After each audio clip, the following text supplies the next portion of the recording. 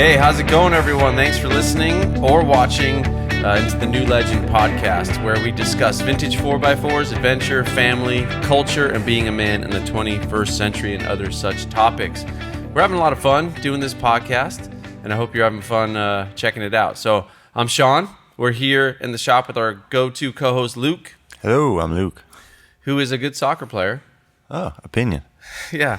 And a really good friend of ours, Ben Mars. So this is Ben. Hey, how's it going? Ben is a super rad guy with a rad mission. He's an avid motorcycle enthusiast and a Ford truck guy. Absolutely. Amongst the internationals. Yep. But we love Fords too. And most importantly, one of the kindest, most hospitable people I've ever met. So great to have you here, Ben. Mm-hmm. Thank you. Before we start, we just wanted to thank one of our sponsors. One of the things I've really loved about being in this business is the friends and relationships that we've made with like teams from companies. And you don't think about that when you think about products, like the people behind the products. And Kenda Tire has been one of those companies. Just super cool, smart people. From their engineers, we had a chance to tour their technical testing facility. Just super cool people, top to bottom. Their sales force, marketing, management. So just doing their best to innovate great tires. And they're heavily investing in the latest and greatest technology and compounds, tread design. It's kind of crazy, all the stuff that goes into tires, but they just care about how they look, how they perform, and their customers. So take some time today and Google Kenda Cleaver RT. Promise you, you'll love the way it looks, and it's one of our favorite tires for our adventure rigs. So thanks, Kenda. All right, Ben, so what was your first automobile of note? Automobile of note. I have to say, it's always your first like car in high school, right? Yeah. Like it was an '87 Honda Accord hatchback. Okay, that's It was not cool at all. What is the Accord hatchback? Like the wagon? It was a four-door? No, it was two-door, and it was this little hatchback. I haven't seen a lot of them. I know what you're talking about. But it's not the super ugly one with the really chopped back. It's got this nice kind of fastback line to it. And so you mentioned like it has to be your first one in high school, but what did that car mean to you? Well, it's what every 16-year-old kid wants, freedom. Freedom, man. Yeah. Yeah, get out there, go explore. I mean, even in that car, I was out bombing gravel roads with my buddies. That's right. So you grew up in like I grew up Iowa. in Des Moines. Oh, yeah. Des Moines. Okay. Like the Valley Junction area. Okay. But the farm I live on now was my grandparents. Okay. And I spent most of my time out there as a Okay. kid So just anyway. ripping around, man. Oh, yeah. Getting crazy. I love it. So now, what was the first car of like that was? So that was an experiential Right. note. But how about I like would just a say cool the car? car that started my addiction was a 1940 Cadillac LaSalle Coupe Series 50. Oh, jeez. Dude, that's fresh. It's a really rad car. Yeah. How'd you stumble upon that? I was married previously years ago, and my ex-wife, we're still really good friends. Yeah. Her dad collected them. Okay. But he was not mechanical at all, so he had a building about this size full of old Cadillacs, and none of them ran. They were all fully restored, but stuff like the battery was dead. He just didn't know, and he was getting older, and his health wasn't great, so I would spend a lot of time there, and we got them all running. Super and cool. Yeah, it was. You said 1940? 1940. It was the last year that they made the LaSalle. I don't know much about the 40s cars, like pre-World War II stuff. But they have like traditional like points ignitions and stuff like that? Yep. 3 on the tree, points ignition. Yeah, man, that's it's like cool. a boat Straight floating down the street. Straight 6? No, this had the big flathead V8 in it. Wow, that's really rad. Yeah, it's cool. I think it was a flat. It was big. That's cool. Yeah. So what are you rolling now? Like what's kind of some fun projects you have going now? Today I rolled up in my 97 F250. It's got a brand new 7.3 in it. Yes. Put the 130cc injectors in it with the Banks intercooler system. Fun. And that is the last year of that body style, Yes. correct? Yep. Which is Yeah. a lot, but to a lot of people, that's like kind of that's a really cool era of trucks. I love it. Like I've always wanted one. I've wanted that truck since high school when they first came out. And 90, because I had a 92. Okay. Which was like that same body style, just the non-turbo version. And I loved it. I got it from a really good friend who took really good care of it. And I probably put 80,000, 90, maybe 100,000 miles of just straight towing. Yeah. And it was quite a few back and forth California trips in that one. Yeah, a lot. And it was just, dude, it got to the point where like you'd be heading west Right. from Iowa to California, and you hit like Nevada or Utah and just hit like there's always like a headwind in Absolutely. Wyoming or something like that. And it would just, I'd be doing like 30, like third gear pinned, towing like a Scout. So, but they're great rigs. Yeah. Okay. Here's the big question. Going from 1940. Well, let's real quick. So I don't want to cut you off. No. Cause you have some other I have some rigs. other toys. So let's talk about not the bikes yet, but just the trucks. So my other daily driver, whenever there's not salt on the road, is a 68 F-250. Yeah. It's got a pretty interesting little flatbed that was originally a grain wagon, and it was an cool. old farm truck. Then it was a municipal welding truck, and I kind of brought it back to life. Then Is that the blue one? Yeah. Yeah. That thing's awesome. And then I've got a 75 F-250 Super Cab with 460 in it, which I Nice. just finished putting together a new motor for that one. So Yeah, maybe you could tell me, because you know more about Fords than I do. I met this older gentleman in town who had like a 1978 F-150 with a 460 yeah, and like an automatic. C6 probably. Is that normal to have a 460 and an F-150? I've owned two. Okay. The So later that's the thing. 70s. One of them I know was a motor swap. The other one I'm not Okay. sure. Because like in the Chevy lineup, I don't know like a ton about Dodges, like pickups from that era, but in the Chevy, it was kind of rare to have like a big block 1500 series pickup. Right. Yeah. But Ford did it more regularly. I guess. Yeah. But I'll have to give you some keep an eye on this truck because All he right. hasn't driven it in a lot of years. Oh, and it's really? It's pretty fresh. Those 460s are fun. You can do anything but pass a gas station. That's right. That's right. Okay. Now to the big question. What do you think is the future of driving? So you had that experience as a 16-year-old. Right. A lot of people say like this generation of young drivers today is kind of like the last generation that will have to learn how to drive Right. as a rite of passage. Right. So future driving. Man, that's a tough one. I think there's always going to be people like us that want to drive. Mm-hmm. I think it's actually going to be better that some people aren't driving, being a motorcyclist. Yeah. You know? That's true. I don't know. It's a weird thing because I know with like the new Teslas, you can still drive them and they're fun to drive, but then they'll also drive themselves. Yeah. But it terrifies me. Yeah, I know. It like goes against everything Yes. inside of me. So It's I such don't a know about the strange thing, future of man. driving, Yeah. man. It's going to be interesting. But I lament that, and I'm sure there'll be some other rite of passage because that's a huge thing, man. Like when you're 16, you get that license. You go, I can go do whatever I want to do. Like I can go drive to the store. I can go rip around. Like just do whatever. Mm-hmm. And to think that a new generation of young people will be like, I mean, at 10, they'll be like, the autonomous car will take me to grandma's house. Well, I was It's just not visiting. fun. I was just visiting a friend in Chattanooga, and apparently the kids got early out. She forgot, and the kids just showed up, and they're like, "Where were you?" Like, "Oh, I forgot you had early out." Like, "Oh, we just Ubered home." Yeah, that's The crazy. kid's 16 Right. years old. He has zero desire to get his driver's license. Right. He's like, "I'll You just don't need Uber to. everywhere," and Right. I'm like, "Really? Yeah, you, I guess you I- don't have any desire to drive. You just want to Uber." I got a neighbor the same way. His kid. That's weird. Has I didn't no think about desire it to like drive. that, where kids can essentially drive, but they're Yeah, 8 and like years and old, we or know whatever, that just like running Uber away in- from home legitimately. Yes, Right. Like Uber in particular is investing tons of money in an autonomous fleet. So those okay. Uber, those things. I mean, I guess like it is a bit of a luxury to say like because I'm sure that 16-year-old doesn't know how that Uber is getting paid for. No. So to go buy like and one cool and anywhere in the country really you can still find beaters for like I mean my first car I think I got for $200 and that was back in the 80s but you can still that Honda Accord I'm guessing wasn't super expensive. No. Right. I paid $500 for it. Exactly. So Which is a lot to a 16-year-old kid working at a skating rink, but, you know.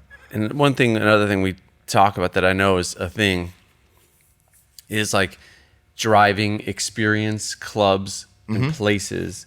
I mean, kind of like that's actually a good segue into the Mars Farm. It's All a right. place that even if the roads are shut down to cars, it's a place people can come and just rip around and Absolutely. actually ride and drive stuff. Absolutely. So let's get into it. So Ben's got a family farm in Iowa. Yep. It's Adel, Iowa. Adel. It's one of the coolest places ever.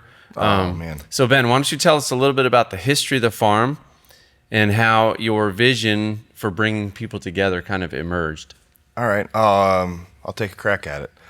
So the farm my grandpa bought in 1978, he was a World War II vet. He's one of the two most interesting men I've ever met in my life, my ex-father-in-law being the second. So World War II vet, went and worked 25 years at the post office, got all his kids through college, and then he always had a dream of farming. So after all his kids had gone through college and that was all taken care of. How old was he in 78? Like when you bought the farm, when he was like not a young 40s. Yeah, in his 40s. Late 40s, early 50s. That's rad. It's a weird time to go like, I want to do some manual He had labor. always That's what I wanted need. to do it. And That's cool. I remember being a kid growing up, and I was 15 or 16 roofing a house with my dad. Yeah.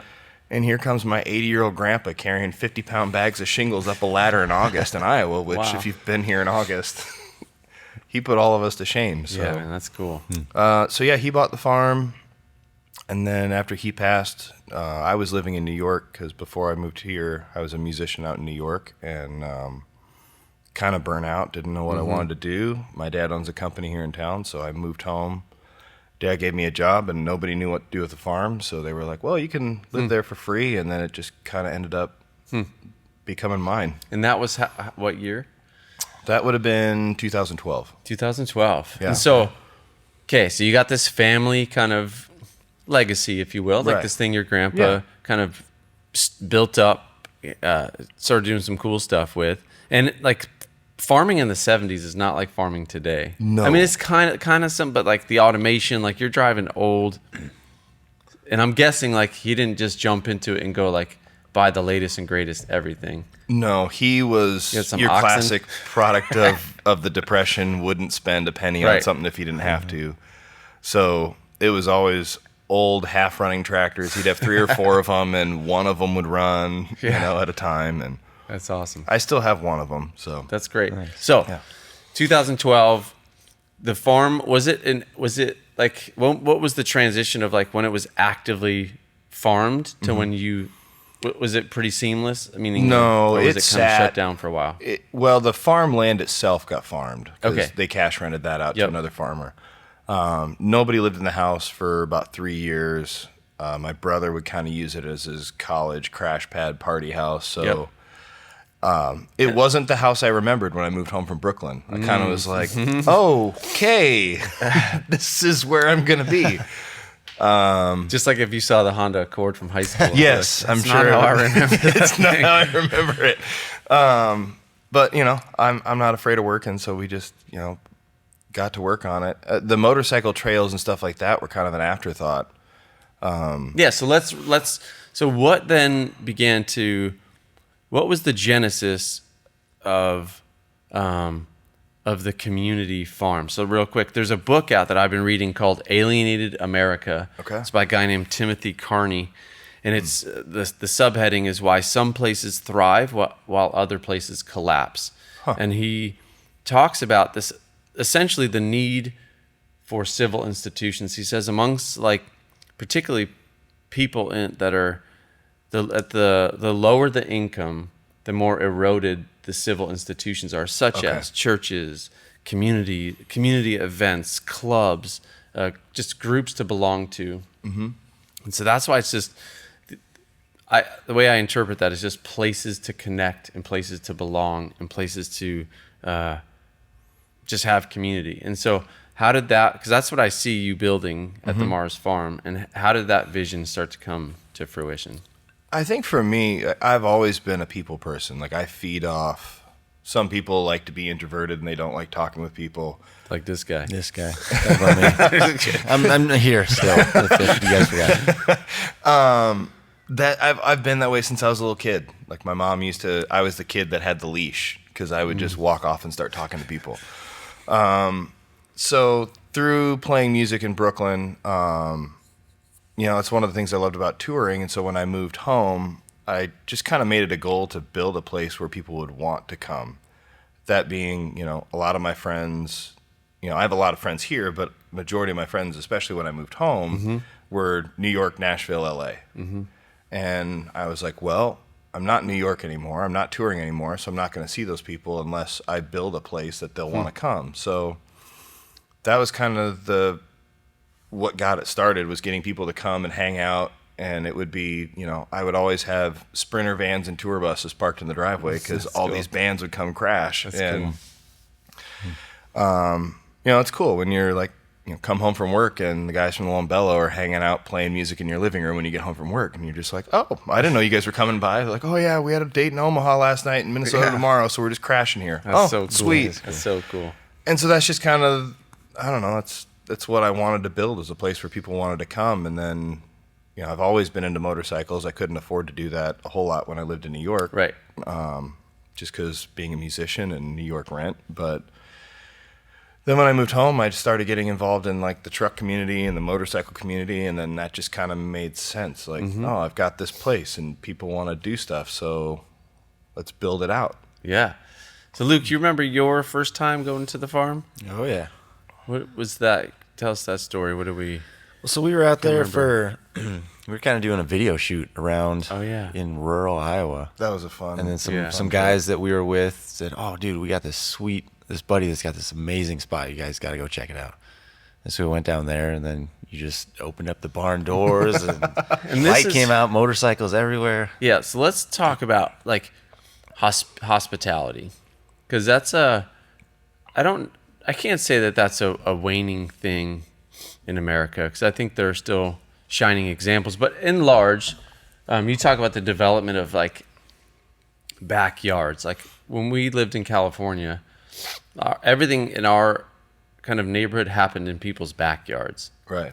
not in people's front yards. But you see places like typically you're more like downtown older neighborhoods. They all have these big front porches and like no back. Like the backyard is, what is that? It's like there's a cellar door back there. Yeah.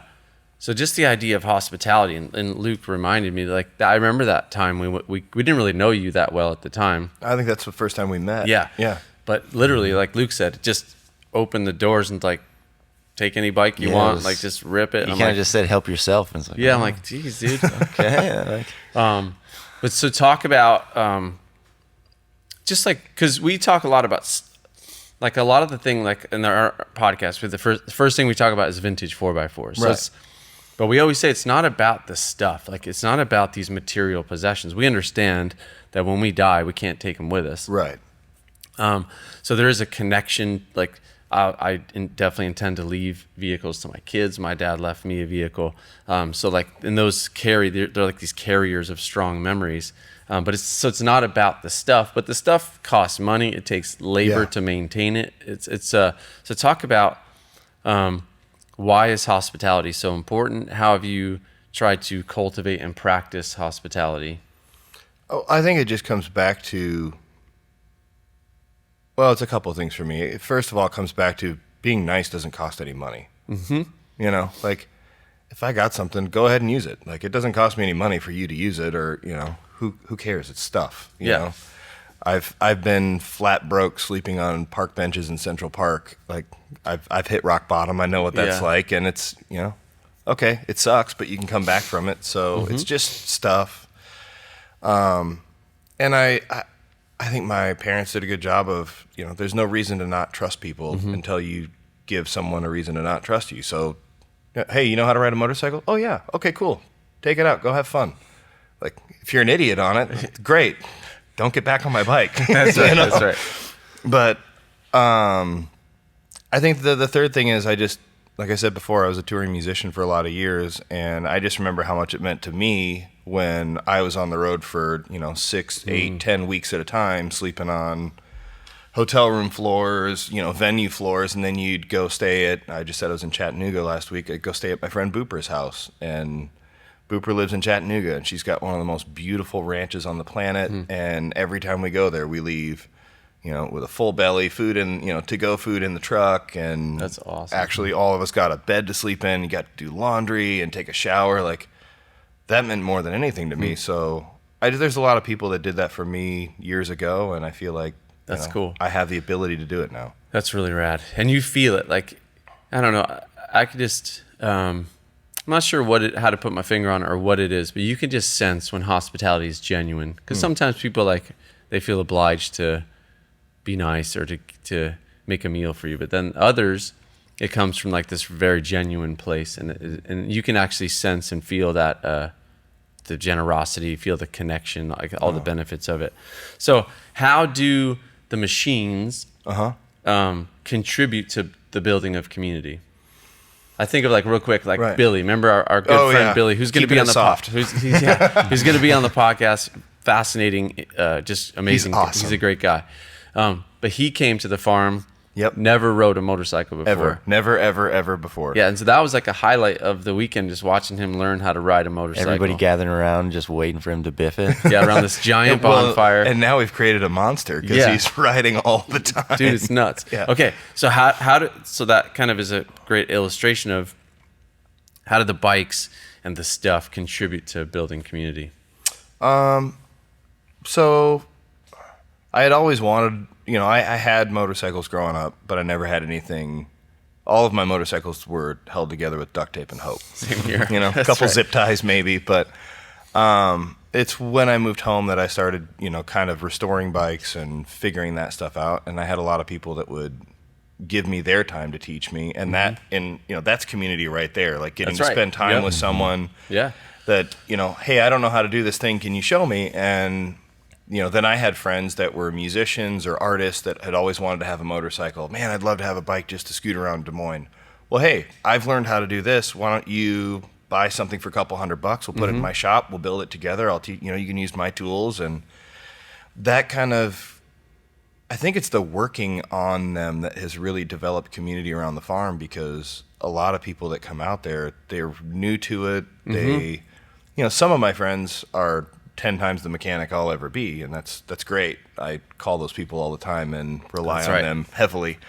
But then there's a lot of people that come out that, the first time they came out to the farm, they didn't know the difference between a crescent wrench and a hammer. So, and now they're, tearing into top ends and doing stuff like that, which is great. But That is great. and then the other philosophy with it that I think helped build community is like, okay, cool. You just broke my bike. I'm going to show you how to fix it. That's right. And you're going to buy the parts, and you're going to, put it back together. I'll help you with whatever you need. That's great. I love that, actually, because it is a slight, and this is a bad part of myself, I think, because I can be cynical against people like that take advantage of situations. Yeah. And so that's the first thing I thought when I came to the farm. I'm like, dude, how can this guy do this? Is like, I know that some of the times that I've lent stuff out, people just ruthlessly beat it. And then you got to be the one fixing it. But I love that policy. Yeah. Like if you break it, you're going to help fix it. Absolutely. And that makes it a really great learning experience and responsibility, all that kind of good stuff. Yeah. Yeah. And then, the people that don't, they don't get invited back. Yeah. That's the long and short of it, Yeah, which actually helps kind of create a community of like-minded people, because Yeah. everyone kind of has some buy-in. Because Luke, like, I remember teaching my kids like how to ride, particularly my son, because he was like the most avid rider, but he would just like, he didn't understand that RPMs are bad, like can be bad. They're Right, fun. just go as fast as he can. Yeah, so he'll just be Oh, there's gears? Before he learned how to shift, he would just be in first gear, like 10,000 RPMs. It's like, I'm like, dude, you got to shift, man. It's going to blow up. And so I think that's another thing. Because you have like these Sunday afternoon hangouts, right? I travel a lot for work, but any Sunday we're home, there's 10 to 15 families at the farm, and it's sometimes you'll have people as old as 70 years old. People bring their grandpas out or their dads. We got kids riding little PW50s that are 4 years old. Nice. So it's a lot of fun. It's really cool when you see, the first time I saw my buddy Paul riding around the track with both his daughters in tow on PW50s, I was like, shit, this is really cool. That is amazing. Like, that's what I want. Something so simple can bring these intergenerational bonds. Yep. Yeah. That's awesome. That's fun. Yeah, that's interesting too, just to think about how you are helping like a dad and his daughters connect over something that's completely new to them and really cool. So Yeah, I think at the end of the day, I just feel really lucky to be there. I'm pretty lucky. I don't pay rent. The farm's paid for. I have a great job. So there's really not a whole lot to complain about. Yep. And it feels pretty selfish to just leave that place to myself. Right. Plus, it would get pretty lonely. Yeah, for sure. And you got some chickens, right? You I still do. have us? I got chickens and horses and Maggie. But That's right. That's right. So let's talk about that. This connection, because one of the struggles, I have teenage children, and like we've had this policy, no iPhone until you're a freshman. Mm-hmm. And we've tried to stick with, yeah. And even that, it's like, I know it's just it's a hard thing living in a culture like that. Like you can't keep them from it because it could be a part of their job in the future. But yeah, you see like 6-year-olds with full out social media accounts and like iPhones. And so, but our son, it's always like the last kid too, gets like a little bit different. Oh, come on. Like the rules are a little different. Yeah. So he's in 8th grade. And before, like, so he's like, no, Dad, don't worry. If I get one, like, I won't be addicted to it. Like, I'll be present in the moment. Right. That's not really what he said. Like, that's his sentiment he was trying to communicate. And sure enough, we got it. And now it's just like every meal. So we have to set up just kind of parameters to keep him engaged with the real world. So social media, just technology, helpful for human connection, harmful, a little bit of both. I think it's a little bit of both. There's guys like, there's a great shop in Long Beach called BA Moto. Mm-hmm. In my opinion, one of the best Triumph shops in the country, and I am a Triumph nut. I would have never met those guys, and Nate, the owner, who's a good friend of mine, great guy. I would have never met Nate if it wasn't for social media. Yeah, that's good. Nate was doing a motorcycle trip around the United States for Allstate, riding a bike to the Capitol and talking to the people that set all the rules for your driver's license test. About putting motorcycle awareness stuff on every driver education test, And he put a thing up like, hey, I'd followed BA Moto on Instagram for quite a while, and he's put a thing up like, traveling across the country to the capital of every state. Let me know if anyone out there has a place I can crash so I don't have to stay in a hotel room. I was like, here's some random dude I don't know. And he was like, man, I don't know if I want to stay with some sketchy kid. But it ended up, he and I sat around a bonfire till 5 o'clock, and the sun was coming up as we finished the bottle of whiskey. And it was a really interesting time for him. He was going through some family stuff, and we just instantly became great friends. So I look at stuff like that and think, wow, social media is great. And then I look at, a couple of kids that come out once in a while that know my mom, and they'll come out to the farm and they will sit on my couch on their phone and not do anything. And they'll be there for 4 or 5 hours. And I'll be like, hey guys, you want to go ride one of the 4-wheelers around? Nah. Oh, man. Hey guys, you want to go learn how to ride a dirt bike? Nah. Hey, you guys want to ride a horse? No. Do you want to go ride the canoe around, drive a canoe around or paddle a canoe around the pond or go fishing or anything? No. They literally sit there for 5 hours on their phone. But then they'll take one picture and post it on social media. Great time at the hashtag Mars Farm, my favorite place on the planet. And you're like, dude, you didn't experience this place at all. Yeah. You sat on a couch. I think it's true. Like, I mean, Luke, you are really active on our social media, just connecting with people. And there's a ton of communication that you do.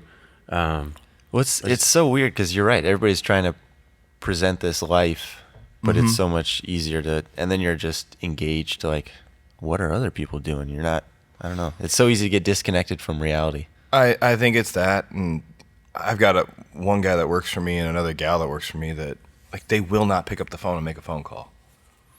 They will email, they will text, but they will not pick up the phone. And there's just like this disconnect of people that don't want to do this. They don't want to sit down and have a conversation.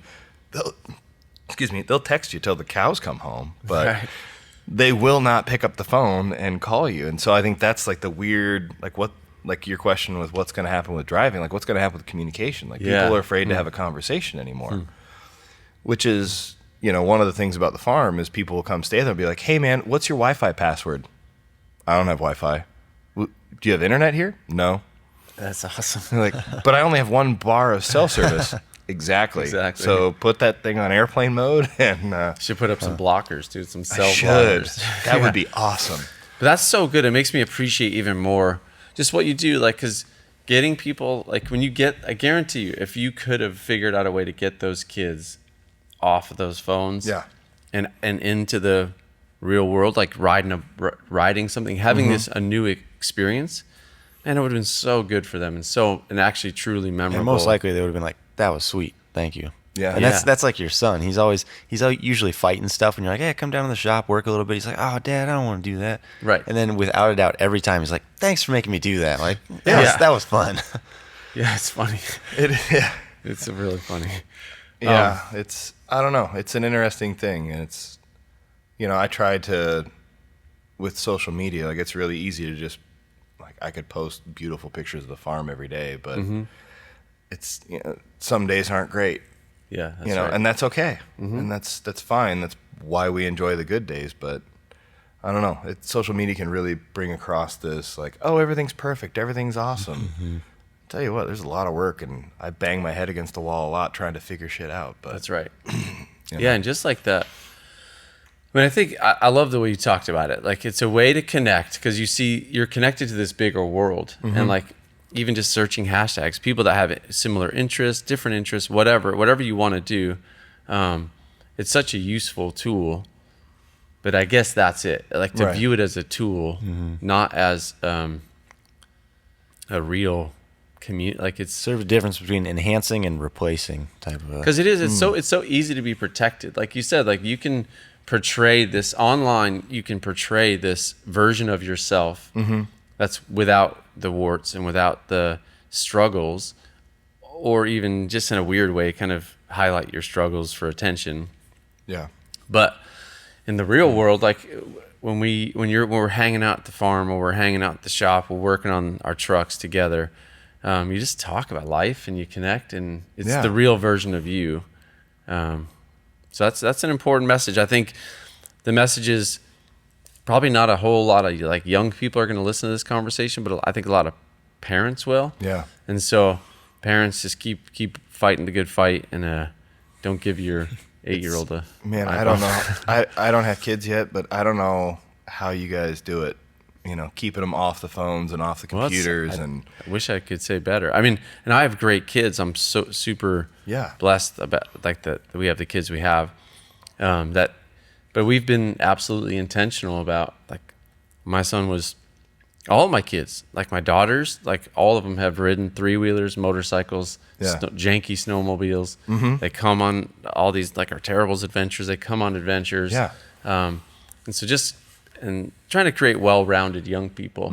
And so And that's not necessarily their comfort zone, but they seem to always enjoy it. Right. So yeah, and I've learned, like, you can't force stuff on them. So if they like organized youth sports, great. If they don't, great. If they like riding, that's great. If not, that's fine too. Like, so and that's another thing I love about the stuff. These machines is like my daughter still, like, I have this, I've talked about it on the podcast, but I have like a lot of like 90s cars, which is kind of interesting. I have a lot of old stuff too, but so I bought this 89 Ford E150 van. Okay. It's pretty sweet. Yeah. From California. I'll have to show it to you outside. Love it. But my daughter's still like, she's like, oh, Dad. She went from wanting to build out a school bus, like, to like a van life school bus. I'm like, this is so big. I got this van though. Let's do it. I got a school bus you can have. You do. I really do. I think I've seen it.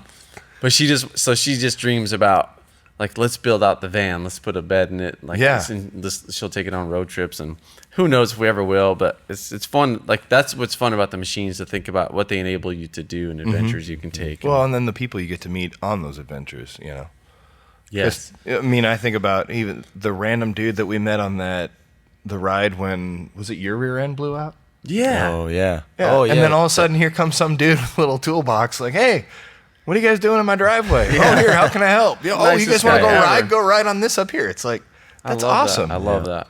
That's, I drive a lot of janky stuff, and that's half the fun, is when you break down getting to meet interesting people. It really does. I've never really thought about it that way, but a lot of, like, that was one of the more highlight times of that trip. Not necessarily, like, Ben's talking about, we did some scouts and bikes on the Trans Wisconsin Adventure Trail.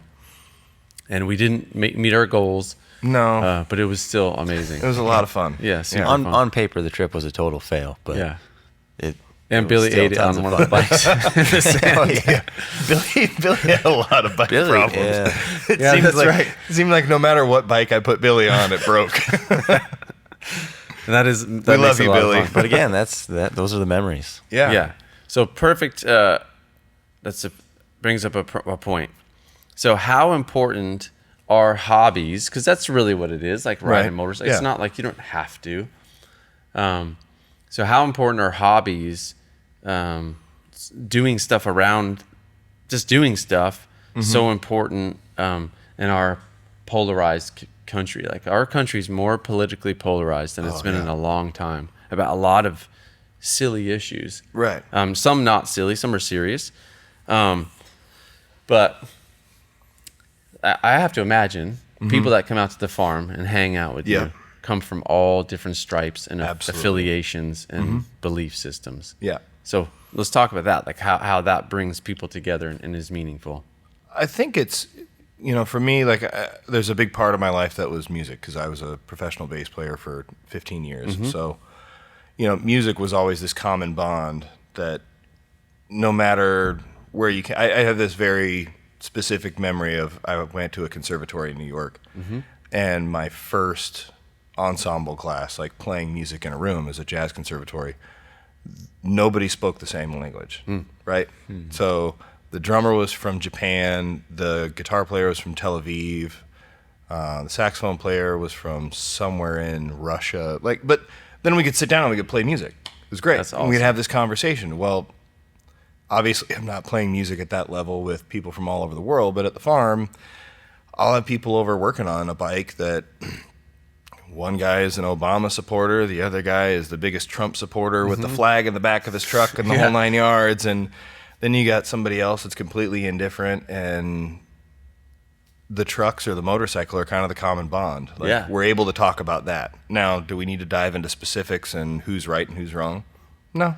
But what I love is like it gives you even a context, because think about it. Those polarized people will not connect just naturally. Like meaning because No. it's like sometimes like politics can be such a strong thing that like separator of us versus them. That like, but when you get around the bikes, you don't even realize sometimes you don't even realize like, oh, this guy he believes something completely different than I do. But we've just been hanging out for 45 minutes and he's not so bad. He's kind of cool, or she's kind of cool. And then it just allows you to have a relationship to see like, dude, we have a lot of stuff in common. We're human beings. Like we're both trying to make a living, like those kind of things. I think it's interesting because you brought up a point that and I agree with you. I don't think we've ever been, and we don't need to go into politics, but I don't think our country has ever been so divided ever. I also don't think our country has been so distracted ever by phones, social media, internet. And I think it just comes down to treating people like humans. Like people are still humans. Now, when we're looking at this person's Instagram account or Twitter account and it's Right. all this rhetoric from Republican, Democrat, whatever, right. You can hide behind the screen. You can decide like, oh, Sean's a bad guy because Sean's like internationals and I'm a Ford guy, so screw Sean. That's right. But then you sit down and you start working on a motor together or it doesn't have to be a motor. It can Or be you anything. realize I have a 1989 Ford Probe GT I Turbo. do. Oh, man. And you go, that guy's not so bad. But no, I think that's really what it comes down to is getting off the phone, away from social media, and realizing people are people. They're humans, and Yeah. we all screw up. We all have our problems, but That's right. It becomes so polarized when you can hide behind your screen. So I try to take the screen away. I like it. I don't know. That's good, man. I think we got to all do that. Even as adults, man. Like for me, it's not necessarily social media. Well, there's two things. I think it's business. Like being in this business is kind of like you're on 24/7. Yeah. So you're always interacting with customers, with people. But the second thing that I can live with, because you can just go, no. My wife tells me, like, you just need to, when you come home at night, like, put your phone somewhere away from you. And that's good advice. But the thing I don't like about it is Like, and I find myself at an airport when I'm waiting for a flight, or when I'm more by myself. Mm-hmm. The first thing you do, the second you have like a down time, you're just like pull out your phone and like just busy your mind with nothing, rather than people watching, or go try to spark up a conversation with someone. Or I've fallen into that rut. My girlfriend is very quick to, hey, you gonna spend some time with me or your phone? Yeah, like, what are we doing here? And I travel a lot for work. I was home 6 days in March. Wow. So for work, I travel a lot, and she travels with me.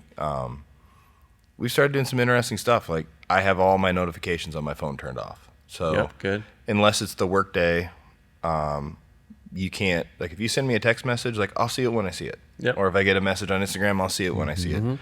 But one of the other interesting things has been, get your paper ticket and I'll check my phone in my bag. So I don't have. Dude, it's a ballsy move. It is. But, That's really it's good. like, okay, well, I have work I have to do on my laptop. I don't need my phone to do it. And a lot of times the phone is more fun than sitting down doing CAD drawings. So I can get work done, or, you actually read a book, or, So challenge just of the sit day. and watch people. So that's the challenge of the day. So if you're listening to this, when you travel, try it. I'm gonna try it. Are you? That would be pretty. It's big. actually interesting. The first time it happened was because I forgot my phone in my truck. Okay. Which was a whole other thing. But traveling anymore without a phone, it's interesting. Dude, just try it sometime. Yeah. You got to actually find the board at the airport to tell you what terminal seems so you're going daunting. to. Yeah. How do I get around? How do I do this? Yeah. How do I do that? Yeah. How do I pay for my Starbucks? It wasn't that long ago. People could figure things out. Yeah. That's what so our family, we've one thing my wife and I have purposely done. So we moved from California. What's interesting about living in California is you don't ever really leave California. Right. There's no need. Right. You have cities, you have mountains, you have ocean, you have beautiful forest. I mean, you have everything. Tons of trail riding. Yeah. Like, I think it's like 50% of the state is federal land, like open land, which you wouldn't think so, but California's a huge place. So we lived there my wife, born and raised there. She had been to Hawaii and California, maybe Oregon, growing up her whole life. I moved from Connecticut, traveled the eastern seaboard quite a bit, moved to California. 15 years, we really never left California. Went to Nevada, like stuff like that. Then we moved to the Midwest, and we're like, there's nothing to do in Iowa. So, like, let's just go start exploring cities. And so we started this thing where we've been to, Nashville, Memphis, Minneapolis, Chicago, like you name it. We've just spent these weekends exploring cities, and it's been really fun. But in particular, New York and Boston, we just got back from Boston over spring break. And, to be honest, like, the phones are not very helpful compared to local knowledge. And so it's so and I love, like, New Yorkers in particular, super helpful. Dude, we were looking at, we were in the subway, like, completely lost. Like, we have no idea how to get to where we have to get. So we're just looking at the boards, not asking anyone for help, but people just come up like, oh, you guys need some help? Like, and then one dude's like, oh, here, just use my card. Like, here, ding, ding, ding, ding, ding. You guys all get on the subway. Like, go right here. And it's like, it's so awesome. It's funny. I mean, I lived in New York for a long time, and people are like, oh, you lived in New York. Everyone there is an asshole. No. And I'm like, then you only spent time in Times Square. Yeah, that's right. And you didn't meet real New Yorkers because they are the nicest people in the country. Like, I haven't experienced nicer people in my life. That's right. But I think it's just like they come across, they're like, have like the heart, the accent's a little harsh. Like, just like are direct. Some people misread them. Yeah. Same with Boston. That is totally different than what you see in movies and everything. Oh, yeah. Have you been to New York? I haven't, no. Boston? I've been to D.C. and kind of around there. Yeah, that's furthest east I've been. Okay. Got to get out there, man. If you get to New York, let me know. I'll send you some great restaurants. Yeah. Oh, yeah. Another cool place, I talk about this a lot, Portland, Maine. I haven't Sleeper spent any city. time there. So cool, man. I got a good friend that just moved there, and I need to get out there and see him and go ride. Yeah. It's gorgeous. Yeah. And there's a really cool surf shop. Like, oh, really? Yeah. But not only a shop, but a surf culture. Oh, okay. In Maine and New Hampshire, because it's so robust. It's like the surf is good from like October to March, and Mm-hmm. it's like freezing. Like, I was out there, and dude, they're like, oh yeah, the water temp's like 39 degrees. It's like, oh man, California boy, that's a little too Yeah, cold right. to go surfing. That's right. So cool. So, we gonna do any trips? Yeah, what do you We want to should do? do a trip, man. We've been talking about doing the South Dakota Adventure Loop. Ooh. Our friend Ash, he's got that pretty dialed, and he rides a bike, and so we're thinking about another like kind of collaborative trip with bikes and trucks. That would be a lot of fun. How do you feel about that? I love an it. okay union? I really like it because, as you guys know, I like to get after it. So Yeah, dude. it's, if I can make my 500-pound Triumph not weigh 800 pounds with gear, I Yeah, can throw it in the that's back of one of the nice. Scouts. That is It was nice. super nice. That was such a fun trip to be able to like dump some of my stuff on my bike and Yeah, hang that out is with- kind of fun because moto trips. I've never taken like an actual moto trip. Oh, okay. You should. Sort of. Yeah, but like I mean, we've did this one trip within Iowa. with like on our bobbers, like these old Oh, okay. stripped down bikes, and like the rules are simple. You get like $200 cash, no phones, no credit cards. You get one hygiene item, a toothbrush or some soap, and then like a blanket. and then Can you share? and then one blanket. Like, yeah, like if you bring toothpaste, I'll bring that's a, a good idea. thing of body wash. But we did it. We rode from here to Dubuque. Oh wow. And all of our bikes have like metal seats, and it was just Yeah. like it was really really fun. And we haven't done it since, but just try like. But you have to be so minimalist Yeah. on a bike. Yeah. So coming with the truck is kind of You cool. show up with that fancy cooler and your Yeah. grill and your walk, and man, Yeah. that really made the trip. yeah, and Billy too. Like the guy always does it right with food. Oh my gosh, Getting, like he sure steaks does. and- Yeah, And Yep. brie and bread. brie and bread. As you can see if you're watching this on video, there's like the terribles behind us. We're gonna do a terribles episode, but we run this. Our terribles road trips are always really gritty because they're breaking down. We're like always tired, and we get out and we're in Kickapoo, Illinois, and Billy busts out baguettes and brie. We're just like Eating off the tailgate. Yep. a touch of sophistication. Okay, so we'll do this quick. What does it mean to be a man in the 21st century? Oh boy. I think the biggest thing. I mean, this is just my opinion. And it doesn't. Yep, I that's how don't it know is. that my opinion means anything, but I think it's finding the balance.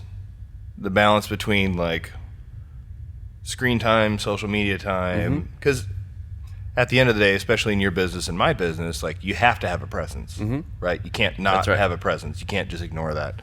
It's not going away. It's always going to be there. But then shutting that off and finding the real time to, not that the social media is not real, but finding the real time to sit down and connect with people and find time, make time, because we all have time, but make Yeah. time to get out and enjoy nature and trips Good. and wrench and do those things. And people. Yeah, because you can ask my girlfriend. I'm a really cranky guy when I don't get to do those things, and all I do is work. Yeah, I get it, man. I get it. And what are you working on this summer? This summer, well, I'm gonna really try and I've got a '66 F250, Okay. 2-wheel drive, long box, custom cab, but it is a Shelby 289 truck, Really? original from No the way. factory. What does that mean? It's got the Cobra Shelby motor in it. Wow. Really? So That was a it's- thing. Yeah, I didn't know it was a thing, but I have the build sheet. I have everything for it, and I bought the truck for $400 out of a barn, and there's no rust in it. It is straight. Wow. So I've been waiting until I have some money to throw at that one. So I'm going to get that thing, hopefully get that thing going. But I got some other big plans that can't talk about yet, but got some big stuff happening at the farm this summer. Okay, that good. I might be Top spending all my secret. time working at the farm. So Okay, I can okay, tell you guys wow. after the podcast. Yeah. but That's exciting. Yeah. And so we'll put some pics up at the farm. It's Yeah. an amazing place. Thank you for what you Oh. do. Thank you for bringing people together in meaningful ways. Yeah. And for making us feel the times we've been there, making us Just at home. at home. You guys are always welcome. Yeah. So if you're ever in Iowa, hit up Ben Mars. Absolutely. be like, Hit me yo. up. Come hang out. Come crash at the farm. Thanks for Yeah. joining the conversation. We'll continue to have great guests and talk about cool topics. So talk to you soon and see you next time.